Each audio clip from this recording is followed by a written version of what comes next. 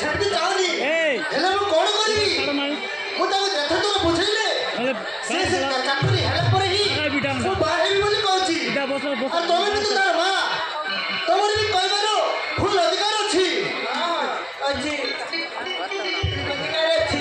ମୁଁ ନିଶ୍ଚୟ ବାଧ୍ୟ କରିବି ତମେ ମୋ କଥା ରଖିବ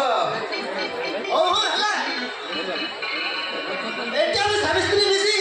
ପାଟି ତୁଣ୍ଡ କଲେ କିଛି ଲାଭ ନାହିଁ ମାନୁ ବରଂ ତାକୁ ତା ପାଖରେ ଯାଇ ବାହାଘର କଥାଟା କହି ବୁଝେଇବାକୁ ପଡ଼ିବ ନା କଣ କହୁଛ